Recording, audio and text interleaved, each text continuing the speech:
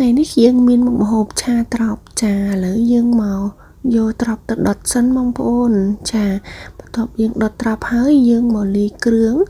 ដែលយើងមានលាយជាមួយសាច់ជ្រូក3ជាន់ចិញ្ច្រាំរួចយើងដាក់ម្រេចអីរៀងច្រើនមកណាមុននឹងយើងឆាខ្ញុំលាយគ្រឿងបែបនេះសម្រាប់ខ្ញុំគឺវាលឿនចារួចទៅយើងដាក់ស្ករបន្តិចអំបិលបន្តិចប៊ីចេងបន្តិចចាល្មមឡំមកឆាត្រប់ហ្នឹងព្រោះត្រប់យើងក៏ផ្អែមដែរហើយដាក់រ៉ូឌីដាក់ទឹកត្រីចាឲ្យច្បល់វាសព្វហើយយកវាទៅទុកហើយយើងដាក់ប្រេងគឺឆាតែម្ដងចុងក្រោយគឺមានប្រេងល្ងចាពេលឆាយើងថែមប្រេងខ្យងទៀតបងប្អូននេះត្រប់ដុតខ្ញុំមកឆ្អិននេះបងប្អូនចានេះត្រប់ដុតយើងដាក់រៀបដាក់ចានអញ្ចឹងមក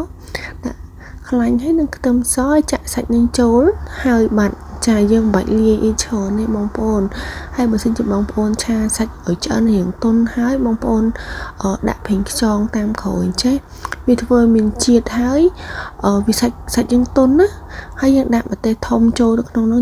ត្រឡប់លើព្រោះយើងចង់ញ៉ាំវាច្រប់ណាចុងក្រោយយើងដាក់ប្រេងល្ងទៅដើម្បីវាឈ្ងុយចាបងប្អូនអាចសាក់លបងបានត្រប់ឆាតែយើងលាយជាមួយនឹងម្ទេសធំបែបនេះពេលដែលញ៉ាំទៅឈ្ងុយហើយច្រប់ឆ្ងាញ់តែបងប្អូនចាអរគុណច្រើនដែលបានទស្សនាវីដេអូរបស់ខ្ញុំសូមជម្រាបលាបាយបាយ